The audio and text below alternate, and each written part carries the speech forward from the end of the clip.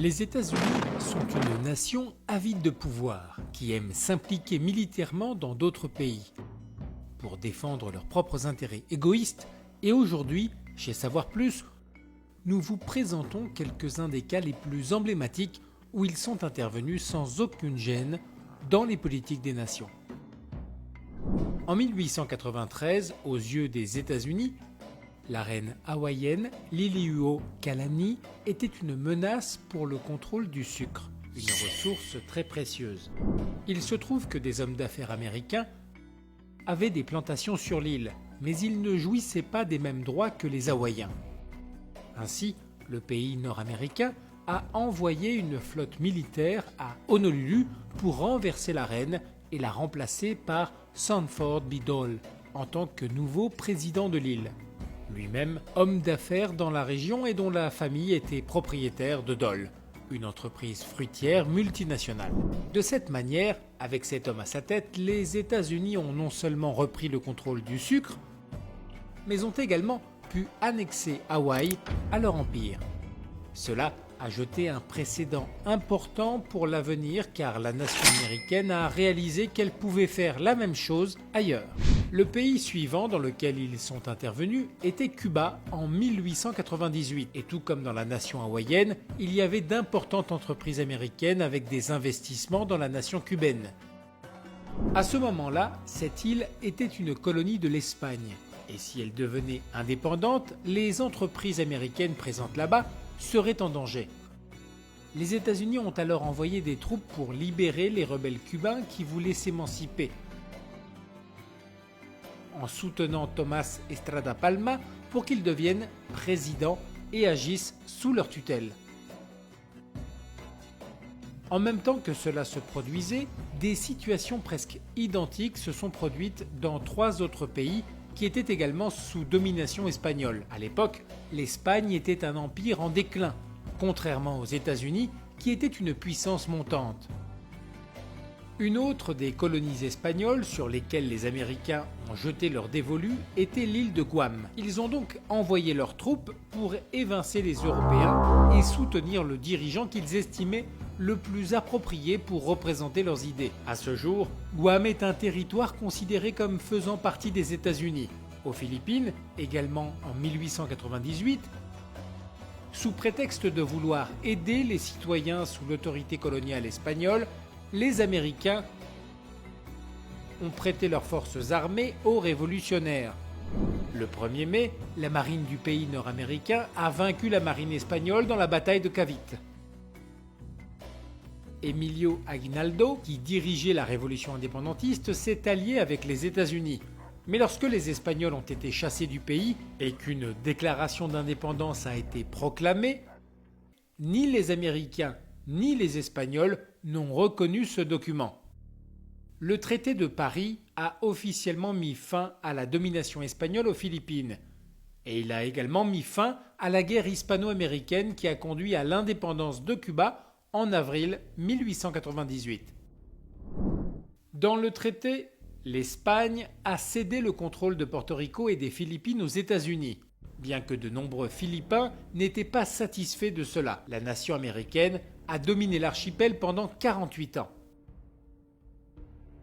Toutes ces manigances et conspirations américaines n'ont fait que s'intensifier au fil des ans. Et chez Savoir Plus, nous vous racontons cette partie de l'histoire. En 1909, les États-Unis ont porté leur attention sur le Nicaragua, où plusieurs entreprises américaines très puissantes étaient présentes. Cette histoire vous semble-t-elle familière ? Le nouveau président, José Santos Zelaya, avait promis d'imposer des réglementations à ces entreprises. Et bien sûr, l'empire des États-Unis ne permettrait jamais que cela se produise. Ainsi, le secrétaire d'État américain a commencé à répandre des rumeurs sur Santos Zelaya, prétendant qu'il voulait construire un canal qui concurrencerait celui de Panama, présentant Zelaya comme un despote et un dictateur dans la presse américaine. Les États-Unis ont donc envoyé des navires sur les 2 côtes du pays afin de forcer le président à démissionner. Le Nicaragua était une puissance en ascension. Santos Zelaya n'a eu d'autre choix que de quitter ses fonctions. Après cela, en 1911, les Américains ont continué à s'intéresser à la région et ont mis la main sur le Honduras, où un nouveau président, Miguel Dávila, était arrivé, qui s'inspirait justement des idéaux du dirigeant du Nicaragua. Son idée était de reprendre le contrôle de son pays des mains des entreprises américaines. Dans ce cas, le conflit portait sur les bananes et l'Américain Sam Zummeray, propriétaire de certaines entreprises bananières, n'allait pas permettre à Dávila de poursuivre ses projets.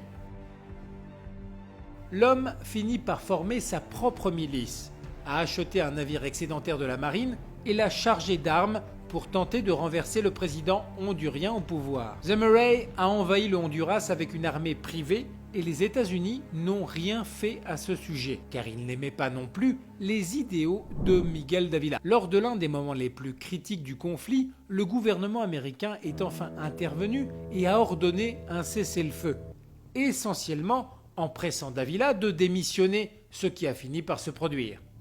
Le président qui lui a succédé a été Manuel Bonilla, justement l'homme soutenu par Sam Zummeray. Bonilla a cédé des terres à l'entrepreneur et également un avantage assez unique pour qu'il puisse importer ce qu'il voulait sans payer de taxes.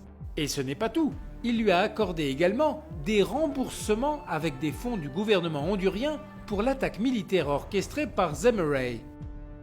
Ensuite, en 1950, il y eut un changement majeur aux États-Unis, la création de la CIA, la Central Intelligence Agency. Cela a complètement révolutionné l'art américain de monter des coups militaires et, à ce stade, la nation américaine était une superpuissance mondiale à part entière.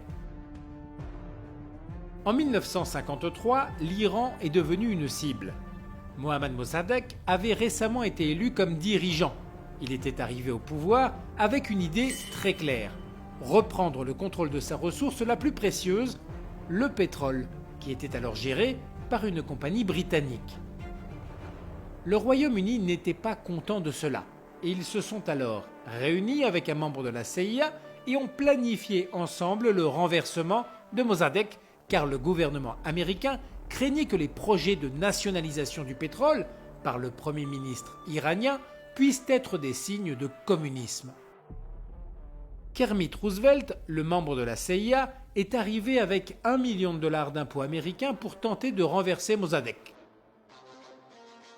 Ainsi, il a commencé à soudoyer des dirigeants politiques et religieux pour qu'ils disent des choses négatives sur le dirigeant iranien. Finalement, Mossadegh, lors d'un procès manipulé, a été reconnu coupable de trahison, ce qui l'a écarté du pouvoir, réalisant ce que les Américains désiraient. Bien sûr, cela ne s'arrête pas là. Les États-Unis ont continué à s'immiscer dans d'autres nations et chez Savoir Plus, nous vous en parlons. Une fois de plus, nous retournons en Amérique latine. Cette fois en 1954. Les Américains avaient pour cible le Guatemala. La situation était assez similaire à celle de l'Iran, et ils ont d'ailleurs utilisé essentiellement le même modus operandi. Le président guatémaltèque Jacobo Arbenz voulait récupérer les ressources naturelles de son pays car il y avait des monopoles américains qui contrôlaient l'électricité et les chemins de fer. Le président a alors commencé à exproprier des terres qui n'étaient pas utilisées par une énorme compagnie bananière et les a données à la population de son pays dans l'espoir que les agriculteurs locaux puissent cultiver cette terre, mettant ainsi fin à la pauvreté endémique qui sévissait dans le pays. Les États-Unis ont alors décidé qu'ils devaient protéger les compagnies bananières, sinon d'autres réformes associées au communisme pourraient avoir lieu dans le pays. Ainsi, le président américain et le secrétaire d'État ont ordonné un renversement. La CIA a choisi un leader qui, selon eux, défendrait leurs intérêts, Carlos Castillo Armas, en fournissant également des armes à des exilés guatémaltèques et des soldats privés. Comme si cela ne suffisait pas, ils ont installé une radio en Floride qu'ils ont fait passer comme étant au Guatemala, où ils ont diffusé de fausses nouvelles sur une possible rébellion. Et dans un même temps, les exilés et les soldats ont envahi le pays. Tout cela pour que l'on ait l'impression qu'une rébellion armée était imminente. Finalement, le président a ressenti la pression américaine et a fini par démissionner. Le régime de Castillo Armas était brutal. Ils arrêtaient ceux qu'ils pensaient être des communistes, ont tué des prisonniers et désarmé les organisations syndicales. Cela a déclenché une incroyable instabilité politique au Guatemala, ce qui affecte encore aujourd'hui la nation d'Amérique centrale. Maintenant, nous nous déplaçons en Afrique en 1960, en République démocratique du Congo. Ils venaient de devenir indépendants de la Belgique et avaient élu Patrice Lumumba comme leur leader. Et immédiatement aux États-Unis, les alarmes ont retenti concernant la prétendue menace communiste. Le monde était en pleine guerre froide et dans ce pays d'Afrique, il y avait de nombreuses ressources naturelles précieuses, notamment l'uranium, qui est l'ingrédient principal des bombes nucléaires. Et donc, les États-Unis ne pouvaient pas se permettre que cela tombe entre les mains de l'Union soviétique. Le directeur de la CIA a qualifié Lumumba de cible urgente et essentielle qui devrait être une haute priorité pour notre action secrète. Ils ont donc commencé à s'allier avec les ennemis du Premier ministre et aussi avec leurs anciens colonisateurs, les Belges. Ils ont soudoyé des politiciens, financé des protestations et diffusé de la propagande. Et au moment opportun, tous ces politiciens qui avaient reçu des pots de vin ont évincé Lumumba du pouvoir. Bien sûr, la CIA était là à chaque étape, fournissant de l'argent, de l'information et des conseils au nouveau gouvernement. Après cela, nous revenons dans les Caraïbes, un endroit d'une grande importance stratégique pour les Américains, car ces territoires étaient presque à leur porte, et ils ne voulaient certainement pas que la menace communiste s'approche si près de leur territoire. Ainsi, en 1961, ils ont tourné leur attention vers la République dominicaine, où régnait une terrible dictature dirigée par Rafael Trujillo. Et la crainte des Américains était qu'une révolution communiste puisse éclater à tout moment. C'est pourquoi la CIA a envoyé un groupe d'hommes pour éliminer Trujillo. Cette histoire a connu une fin violente, et il y a tellement d'autres pays où les États-Unis sont intervenus, trop nombreux pour être tous abordés en seulement 12 minutes. Aimeriez-vous en savoir plus à ce sujet ? Laissez-nous votre avis.